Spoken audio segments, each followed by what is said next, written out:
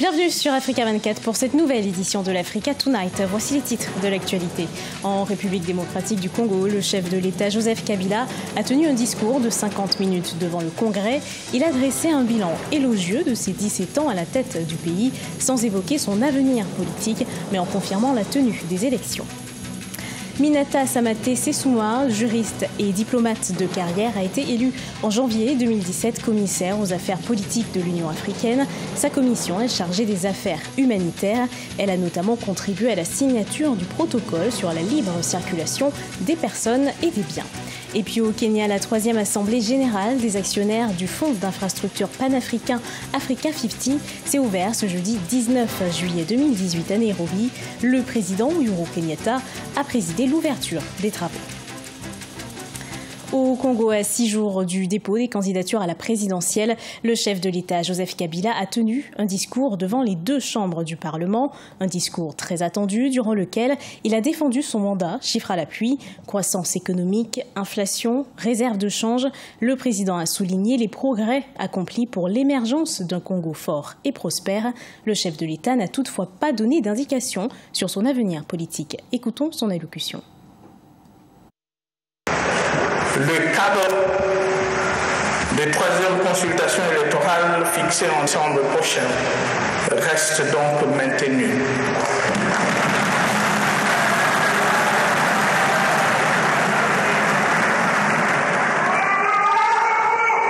Et notre engagement à respecter la Constitution demeure lui aussi non équivoque.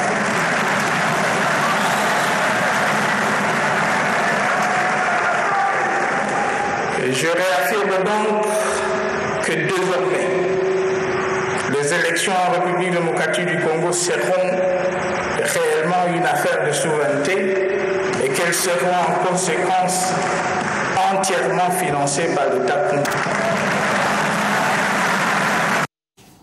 Minata Samaté Sessouma a été élu commissaire aux affaires politiques de l'Union africaine en janvier 2017. Forte de ses 24 ans d'expertise internationale, cette native du Burkina Faso apporte son expertise au sein d'une commission qui a contribué au rapatriement de près de 10 000 migrants de la Libye. Les précisions de Victoria Sedji. C'est au cours de la 28e session ordinaire de l'Union africaine qu'elle a été élue commissaire aux affaires politiques de l'organisation. Minata Samaté Sessouma, juriste et diplomate de carrière, tient ce portefeuille avec brio depuis plus d'1 an. Sa commission est chargée des affaires humanitaires et autres questions liées aux droits de l'homme et de la démocratie.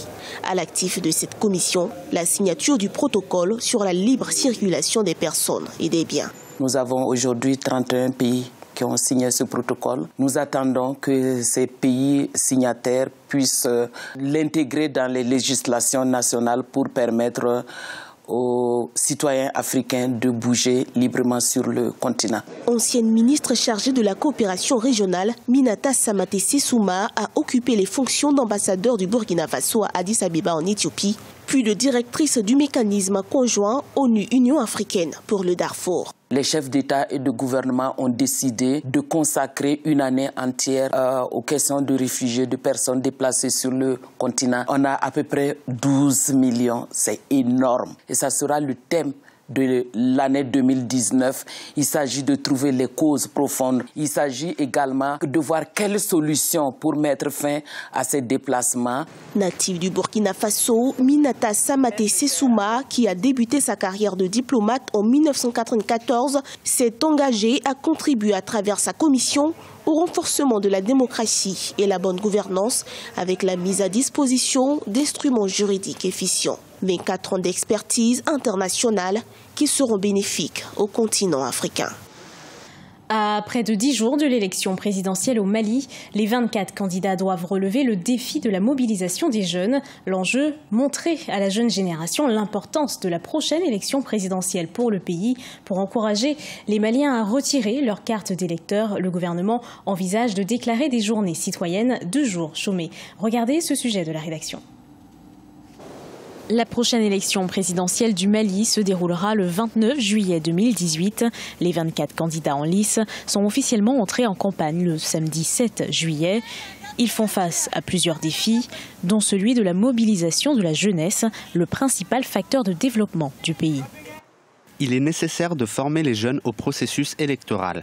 Dans quelques semaines, nous allons accomplir un acte important, choisir un président qui est à la hauteur des attentes du pays. Le taux de participation aux élections au Mali devient de plus en plus faible à cause du manque de sensibilisation et d'encouragement de la jeunesse. Si nous voulons une démocratie représentative, il faut que les citoyens expriment leur volonté. Pour sensibiliser la jeunesse malienne à l'importance du vote aux prochaines élections, le réseau des jeunes des partis politiques du pays a organisé le 11 juillet un atelier de formation sur le processus électoral destiné aux jeunes leaders politiques. Le but, leur permettre de servir de relais d'information auprès de la jeune population. Il aurait dû falloir, à mon avis, tout un travail de fond de la part non seulement des partis politiques, mais aussi de la société civile, pour faire en sorte que la jeunesse soit imprégnée des grands enjeux autour des grandes problématiques du Mali, notamment la question sécuritaire. Le développement d'un pays repose sur sa jeunesse, une jeunesse qui représente la majorité de la population au Mali. Le premier tour de la présidentielle aura lieu le 29 juillet.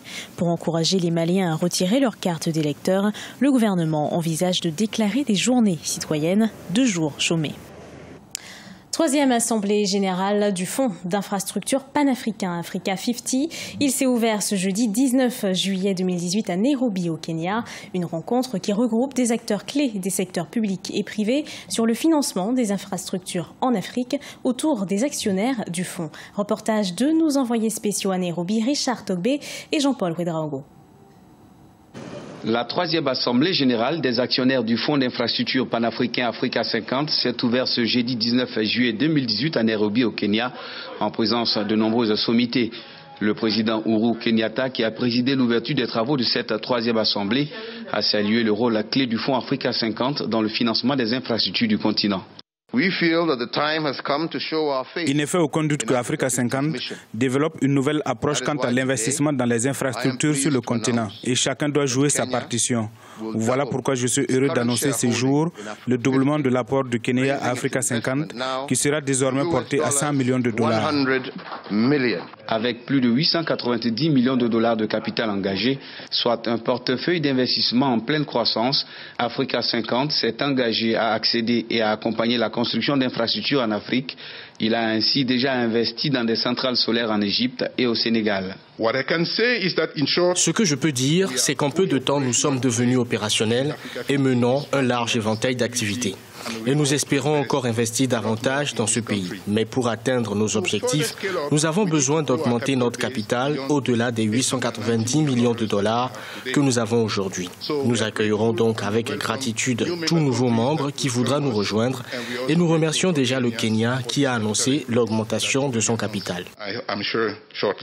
Lancé il y a 2 ans, Africa 50 est un fonds d'infrastructure regroupant plus de 25 États actionnaires africains. Il ambitionne de lever plus de fonds pour aider à combler le déficit en infrastructure sur le continent, un déficit aujourd'hui estimé à 108 milliards de dollars par an. Le combat de Nelson Mandela en 1h15, c'est ce qu'a fait vivre la comédie musicale Viva Mandela.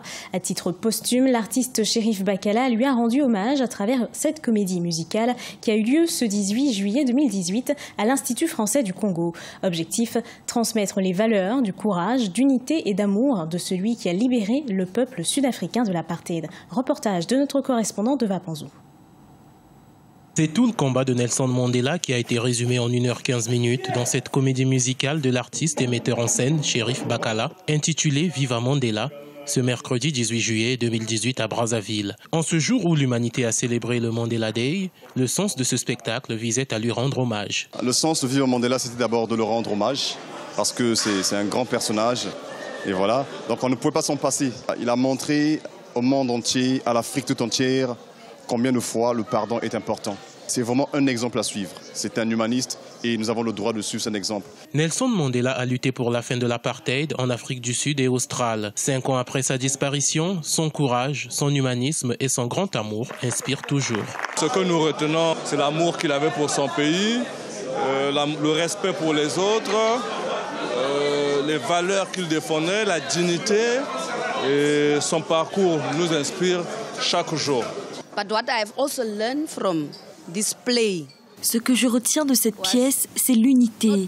Pas seulement l'unité, je retiens l'Afrique comme un seul continent où tout le monde doit se rassembler. I see Africans as one continent. We must come together. Nelson Mandela aurait célébré son 100e anniversaire ce 18 juillet 2018.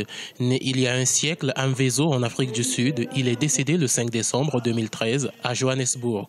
Son parcours reste gravé dans la mémoire des citoyens du monde pour lesquels Mandela continue à servir de modèle. Ce journal a été préparé par l'ensemble de la rédaction. Merci de l'avoir suivi. Retrouvez dans un instant une nouvelle édition de l'actualité sur Africa 24.